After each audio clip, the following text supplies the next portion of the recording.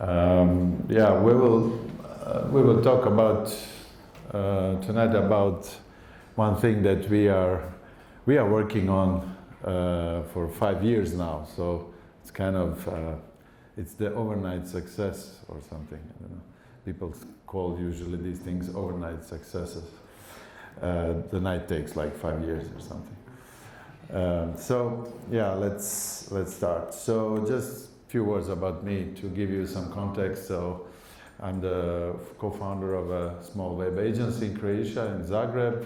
I also worked for, I think, almost 20 years in web in many different roles. And I also organize the Web Summer Camp, which will be also interesting to hear a bit, few words after.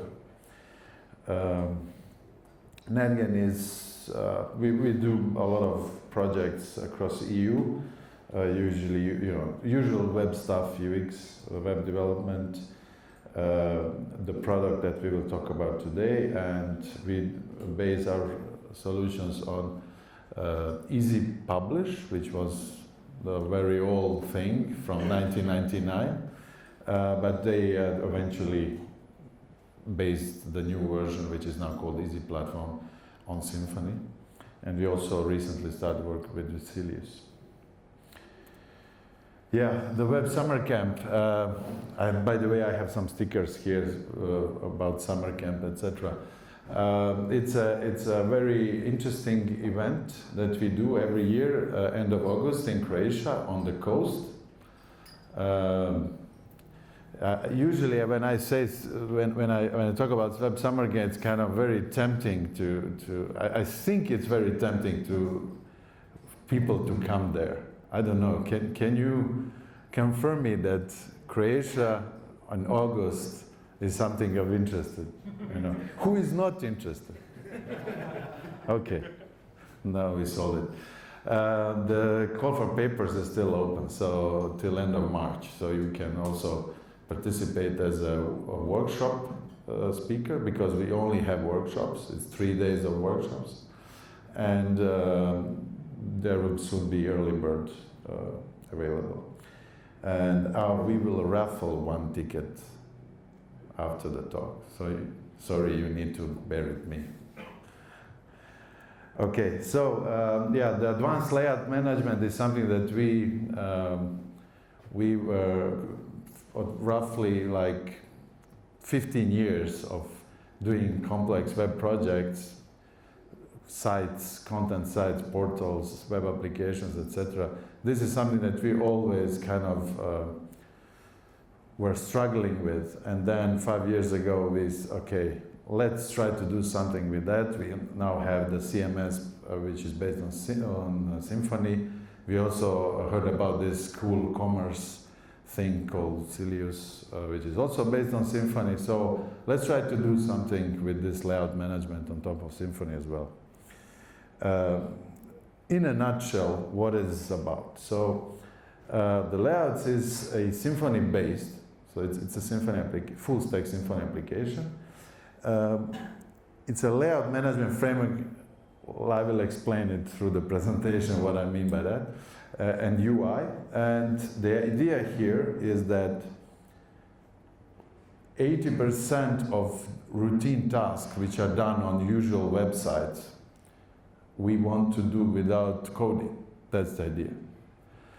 And also try to integrate with one or more different backends.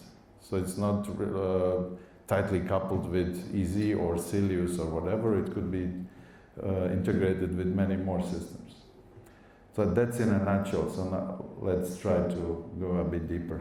This is just to give you a first idea. Is so you see, I have 2 blocks on the top left, and I also control each block on the right side with which content to show and with some design parameters, and then I render it with, of course, Twig. That's kind of a rough idea. I will demo it later. This is just to start. And from a very kind of high-level overview architecture, layouts is sitting on top of Symfony, can communicate with the local Symfony applications or external backends, whatever. The idea is that we have what we call site builders, and that's usually us as the agency people or people who implemented and maintain the site, and chief editors, which are people that are not technical, and they can do some things. That's the idea, and then it's rendered. There is even some proof of concept of rendering the layout just as JSON, and then you can assemble it on the client side. We call these guys chief editors to be different than content editors, because the layouts is not a CMS. Well, it could be a bit, let's say, misused as a CMS. I can show you later. Regarding the integrations, of course, we did first integrate with Easy Platform because that's something that we used all the way. We also have the Silius integration as well. We also have the contentful headless CMS. We're also working on, for example, Cloud Canary, which is a digital asset management. What I also did recently is I took the API platform, a demo, and used the open API specification of the API, of the demo application. And then with, I think it's called Jane PHP, I generated the model so that I have it locally, and then I just used it as a backend for layouts. And I think on the demo you have the books, for example, and then I just fetching the books and showing it into the layouts. Just playing around a bit. For example, it could be just plain old RSS as well. Whatever content you have, the idea is that we can bring it in and even mix in different stuff. For example, product from Silius and content from Contentful. So just briefly history, like I said, 5 years ago we were stupid enough to say, okay, let's try to do this. Then we had an MVP in 1 year, started doing first projects, first tagged version. We involved some partners who did the first projects. We also actually silently open sourced in 2018. And then we had the version 1. This is the overnight success, by the way. Version 1 and public open source in 2019, last year. And that's how it is. We also have roughly 10 active partners who are doing using also, it's not just us, it's roughly now it's like 50. I don't actually know exactly the number, more than 50 sites in production. What I wanted, before I show you the demo, I just want to give you a bit of the market today, which is related to this. When we started with the development and when we had the MVP, I actually started doing presentation like this. And it was super hard to explain what we are trying to do. Because it was like, are you doing a CMS? No, it's not a CMS. Are you doing, I don't know, what are you doing? And then I was trying to figure out, trying to work on the wording. And what happened recently is it started to change a bit. So one of the first things what happened in the last, let's say, 4 years, something like that, there is just huge amount of headless CMSs all over the place. When you go now to Google for 5 minutes, you can find 50, literally 50 headless CMS. I'm talking about pure headless CMS, not the old one with APIs. For you who don't know what headless means, I mean, it's just API. For us as developers and architects, it's just an API-driven product. Or why they call it headless, of course, API, RESTful, and giving up JSON and similar formats. The thing is that they call it headless because there's plenty of other systems that have APIs, but the CMSs were always the head. They were rendering the page. And then when they started introducing these CMSs which are not actually rendering the page, then they thought about this, okay, let's call this headless. It's just about an API. Of course, one of the side effects is that when they started to do this, then there's a lot of missing features. I'll just name some of them. You know, there's a lot of features missing in typical headless CMS, and this is something that you need to handle in typical project. But more importantly, what is missing on all of them, because they are headless, what about URLs? How do you handle URLs? How do you handle navigation? How do you handle layout or page building? How do you handle previews? How do you handle in-context editing and stuff? All these typical CMS features which are about how do you deliver the page, you are missing this on headless because it's just rendering JSON, of course. And this is what I'm getting at, is that in last, I would say 1 year, there's starting to, let's say, these products are coming that are trying to do something with these headless CMSs. So I don't know, how many of you heard about Gatsby? It's started to get quite known. It's trying to do something like that. It's trying to be the head for headless. And I found, actually I didn't go into details, but I found some of these others they are quite heterogeneous. It's not like they do the same thing. All these products are quite different. But they are at least trying to be this head for headless. And actually there is no acronym. I call it head for headless. Some other people are using these, I don't even know these acronyms. I know the BFF stands for not best friends forever, but backend for frontend. Yeah. So layouts, how layouts is not now, when I'm starting to speak about layouts, I say, okay, it's kind of similar to Gatsby. It's very different, but it's kind of going into that direction. So how it's different? So first of all, it's a backend solution. It's not a front-end solution. That's why I'm on a Symfony meetup, not a Jamstack meetup, because it's not a Jamstack solution. It's based on Symfony. It's open source. At least most of the product is open source. The idea is to use it on custom projects where you need to integrate, customize, extend, etc., because you have all the code. It's not just about one page building, it's about the whole site. I will show you later. And it's not WYSIWYG, it has a conceptual view. Use cases, yeah, I'm mostly coming from the website building. I'm not into, very cool application kind of development. It's mostly about portals, multi-sites, CMS, e-commerce projects, etc. So this is something that this layouts is built for, but it can be, we already have some installation which is going a bit further than this. The main idea about layouts is that we want to offer for non-developers to be able to do some things. That's the idea. For example, one of the partners, they are using Easy and Cilius, and then on top of all that, they use layouts. So when they construct a page, a product page, they can pull content from Easy and products from Cilius and things like that. So just to briefly, key benefits of what we think are of layouts is, first of all, it's backend agnostic, which means it's not coupled tightly with any backend. And the idea is that you can actually then merge information from many sources. It can be integrated into existing Symfony applications, so you can install it as a bundle like any other Symfony thing, or you can make it just as a standalone Symfony application and then hook it into something which is headless or API. The idea is build and operate quicker, because you can do routine tasks.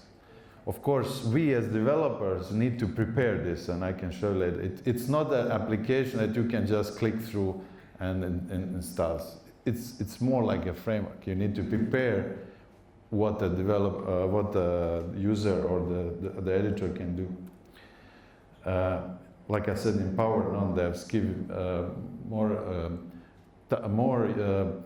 provide more features for the non-developers to do, what we call the site managers and chief editors. It has, I will show you the drag and drop UI, and in the end it's about less boring work for us. Because a lot of time. I don't know how many times if you work on such projects, but you have a client calling you and they need to quickly add some GDPR notice block on some articles in that section, right? And what do? You go to find a Twig template and then you do start open and say if GDPR dot something blah this that, and then you need to push it to test, and then he needs to check that it's done, and then you need to deploy it, right? And then you need to click caches, right? And all this stuff. I'm exaggerating a bit, but maybe not. Anyway, that's the idea. These kind of simple things to do without coding. It's open core, which means that most of the product is open source. It's on GitHub, but of course the idea is that we kind of sustain it through some commercial features. The idea for commercial features is that they should be good to have on bigger projects, but not necessary for smaller projects. That's the idea. We call this support subscription or whatever. The subscription word is very cool in the business, so we need to have the subscription word. I know you are not business people, but anyway. Commercial features, it's about if you have a bigger team, then of course you need to have roles and policies. High traffic sites, I will show you the cache level blocking, block level caching, sorry. More languages, a bit of automation, etc. Preview, this kind of thing. I will go through this. Less important. Main concept. Okay, a bit more detailed diagram. Here you see that underneath is Symfony and maybe some backends which are based on Symfony. And then we have these integrations, which is about plugging in code that is then used by the layouts itself. And then above that, we have basically just Twig templates for each block, for each layout. And then the CSS and JavaScript is just above that. We don't care about CSS and JavaScript. That's an important notice. Couple of concepts. The layout type, you know, how the layout look like, where are the zones, etc. And then blocks you place into the zones. Into blocks you push block items, which are usually some content or products or images or whatever. Block views, this is just a Twig template, so you can have more different templates per block. A container block if you want to have multiple columns. And this is roughly how it looks in the DB. So it's very straightforward, very simple. You just have a layout, a zone, and then you place containers and blocks and zones. And each block has a collection of block items, and that's it. So we tried to make it really, really simple. Sometimes it's kind of a bit limiting, but then it's a sign that you're kind of doing too much. So this is just, we think this is just enough for most of the web projects that we do. I will come back maybe later to this if you are interested, but let's go to the demo. I will show you a bit what I think about layout. So, okay, so this site here, this is a demo site that we built to show everything that we have. It's not just about layouts, it's also used the Easy Platform CMS. It uses a lot of our open source bundles for Easy, and then on top of that it also uses layouts. It's our baseline when we start the project. Of course we remove the demo content and demo CSS, but that's our starting point. And I mean, it's a kind of a typical small portal, very cool and relevant topic. Maybe we should switch to the Corona beer topic. We'll see. So let's see how this looks on the backend. So this is an easy backend. That's not interesting for this presentation, but what I want to show you, this is layouts integrated into the easy backend. So if I go to the home page, layout,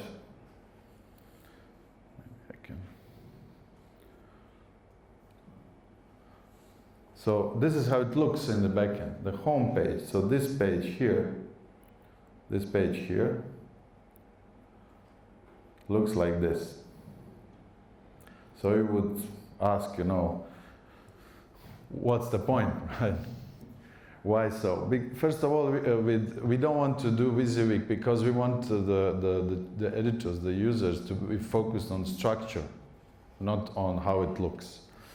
But it's still, you can still kind of influence how it looks. For example, this block here, it has some parameters, and these parameters say which template will I be using for this block. Maybe set a background color, but not the hex code. Layout is not a design tool. It's not about designing the page, it's about setting exactly the colors that the designer defined for this block. So it could be only these 4 background colors, and then you can choose which one. So it's kind of enforcing a design system. It could be, you know, vertical white spacing, which is just helping to stack things better, etc. And the other thing is the content, which is what content, what items should I show on this page. And I mentioned previously collections. We can have manual or dynamic collection. The manual collection is just going to the backend system. In this case, it's easy. And this is browsing the easy content tree. And then you find something, and when you place it, it comes up here. You can then move it around. It will also show up here. You can see also that it's easy, what kind of content type, etc. You can do some things here as well. You can remove, you can override the item template and stuff like that. There's a lot of features. I cannot go into all of them, but anyway, so this is where the chief editor, the non-technical person, can set the content. Of course, there are things like additional or the block types of blocks that you can put in. This is very configurable. You can define which blocks can be put. You can, of course, create custom blocks, etc. Not go too much into that. What I wanted to show you is the dynamic. Let's find some, for example, yeah, this one. So this is a dynamic collection, and this one has the query type RSS, and this has a parameter, the URL, is it an atom or RSS, and then it fetches dynamically the items. I can switch this, it doesn't have to be RSS. I can use the typical easy query field, this one, or I also have a Google Analytics query. This one is also using the easy content just based on the popularity which is fetched from Google Analytics. So these are kind of things, queries that you can build. This query here, it's just a Symfony service that extends our base classes, and then you fetch things. That's relatively easy to implement. The funny thing is, I have here defined that this block has 6 items, but actually I have only 4 that are dynamically fetched because I added 2 manual. I can mix manual ones into the dynamic list. For example, I added these 2, and I can put them to be in the order which I want. So it's the 1st and the 4th. And this is very typical. I don't know how much you do, let's say, websites, content management based, etc. But this is a super important feature for editors, because on one side they want dynamic things, so they don't need to worry about, they know that there is something there, but if they want to override, they just go there and over. And this is a generic feature. It doesn't care where the content came from. So actually I'm now using, this is an easy, and this is an easy content, but the rest is just the RSS items. And on the front side, I think it's where, yeah, see, so these are these 2 items and 4 from RSS. And these one are going to BBC UK, and these are internal. What else to show you? Just a second. There's a lot of stuff. I mentioned, if you remember, the high traffic features. So one of the interesting things is when you control all the blocks, you can easily say, okay, let's just render this block as an ESI block, and then it's assembled on reverse proxy or on CDN or whatever. These kind of things you can do then in very generic way for any kind of CMS or whatever is in the backend. Okay, let's see. Yeah, you can preview the page. This is relatively recently added. Maybe better desktop.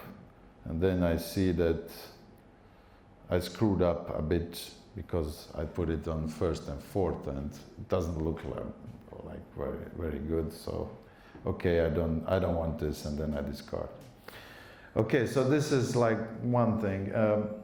Then what is also interesting is that I can, if I go to the article page, for example, sorry, not this one. If I opened an article, so this was easy because that's one home page, one layout. Now I have an article, and this article is also managed with layouts. If I go to the article, full article version 1, that's the layout that is used for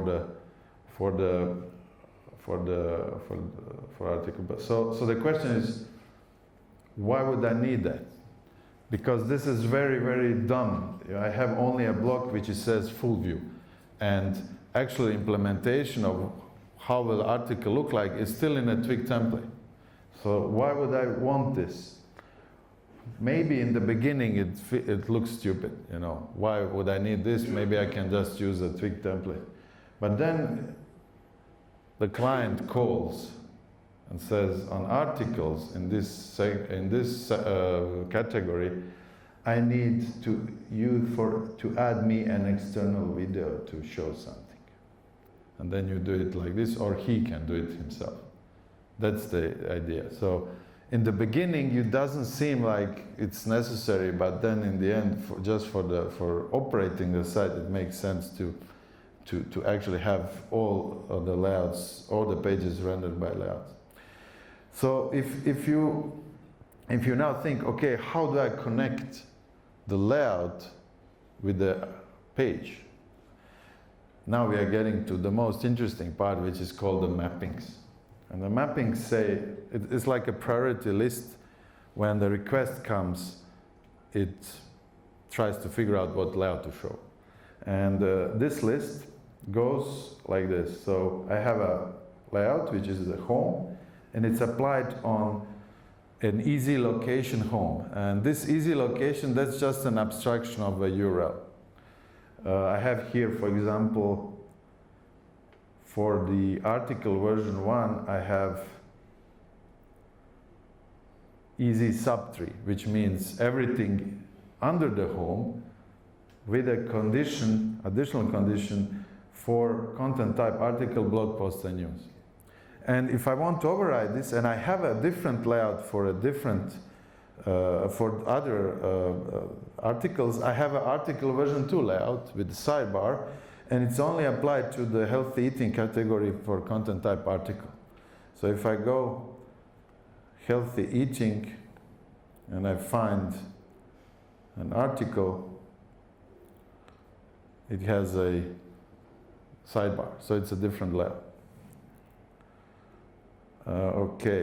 Just to show you what are the capabilities here. So when you create a layout, you can map it to URLs, and it could be something very specific to the backend, like easy things, but it could be also, you know, Symfony root prefix, or even just pure request URI. Then you can condition this. And this is very useful many times. You know, for example, the client calls you and says, can you put a Christmas message which shows up on 21st and then ends in 27th. And then you just duplicate the layout, add the Christmas message, and condition the mapping on time range. Time range is just 2 dates, and then it will apply on this date. So it kind of tries to solve these very typical questions from the clients. It has also easy specific stuff, but it also has, for example, root parameters, query parameters. Query parameters, you can very easily create a variation for A/B testing, for example. Or you can create a campaign or some UTM campaign conditioned layout. If a user comes from a certain banner to show him a different layout or something like that. So it's just a couple of clicks to do that. These conditions are, of course, it's just a Symfony service that you can plug in. Whatever you have in a moment of request, you can condition. It could be role of the user, it could be a device type, it could be country, it could be IP. I did one with an IP showing for internal network a different layout. Just say a condition the IP to be in that range and condition the mapping on time range. Time range is just 2 dates, and then it will apply on this date. So it kind of tries to solve these very typical questions from the clients.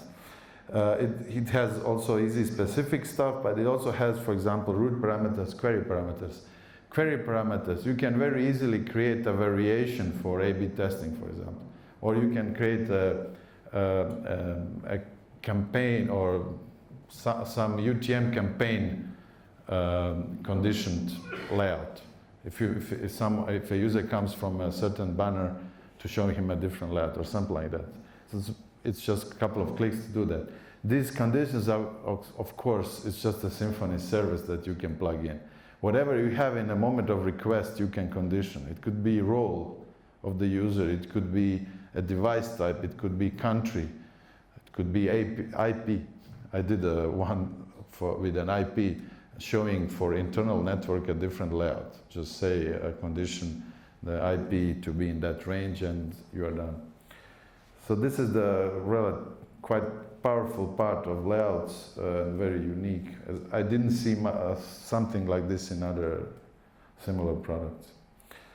Okay, so this was about the easy demo site or easy base demo site.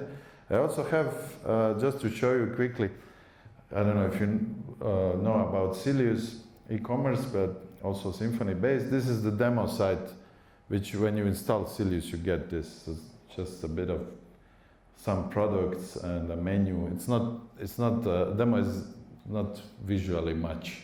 I need to speak with Pavel, if you know who is he, to kind of make a bit more visually appealing demo. And this is the backend. So you see the same, for example, the mappings, it's just integrated into the Silius, session. Bye-bye. Okay. So,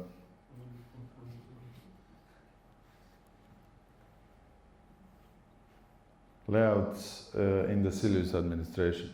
So what I have here 3 layouts. Let's look at the home page. So the home page, it's very simple. First of all, I decided not to handle the header and footer at all. And that's one of the things with layouts. You can decide where it will be injected in your final rendering. So in the easy use case, we render also header and footer. In this case, we only render the middle part. And here I have 2 blocks, which are content blocks or lists. This one has a Silius latest products dynamic collection. And it just renders 3 latest products. And here I actually on this Silius demo site, I actually added the contentful integration as well. So now I have layouts living on a Silius instance and also talking to a contentful CMS. So now I have a list here and I have a query contentful search, which is fetching latest blog posts from Contentful. And that's now we are talking about this content and commerce mixing. And these are these 3 items. And if you go here, you see this. These are 3 latest products, and these are the 3 latest blog posts which are coming from Contentful. If I click here on the blog post, again, it doesn't look much, but it shows the title, the body, and the image. If I go, this is very simple demo, but just to show you what it could be done. So I have a layout for showing the blog post full view. And it's a bit more broken apart. There is actually no twig template which renders the page itself. It's just layouts. It says, this is like a subtitle. This is this block is called, it's the Contentful field block. And I say here, show me the title and render it as a heading 1. And here I have a body, and here I have the image. And the whole blog post is basically rendered through layout, the inner part. Just to give you one more example, because we are, of course, talking about the Web Summer Camp. This is quite new design, which we released 2 days ago. And this one this is, again, only Symfony with layouts talking to Contentful. And if I look at this and on the backend side, this is how it looks. It doesn't have any CMS or commerce, it's just layouts, nothing else. And if I want to check, for example, how does a news category look like, you can see here I just created a list, and then again Contentful search give me latest news. Call for papers is open, I repeat. There is, of course, plenty other of layouts, but I don't have time to go through all of them. Okay, what can I demo? I can demo all night, but let's complete this and then maybe come back later. Yeah, just to conclude, so main idea, prepare the application or the site that you have so that non-developers can do things. That's the main idea. Under your terms, so you create what they can do. If they are not allowed to put the video block, remove the video block. Otherwise they will just add stuff and then you will get a mess. So give them only the options that you thought through. You can, of course, integrate into your existing Symfony app. Again, do things, be more efficient and more productive. That's also the aim. And again, implement a Symfony-based head for headless. That's the market talking through Gatsby and all the other stuff. But definitely an interesting use case. Final word regarding the presentation. I actually have a workshop of this in more detail. And I have a couple of seats left tomorrow, 9 to 11. It's somewhere close here. I don't know exactly, but there's the address. So if you think it's interesting, we will go through more details tomorrow through those 2 hours. Just come to me later and I will send you the invite. Don't just show up. Let me know that you are coming because we have limited seats. That's roughly it. So, yeah, what do you think?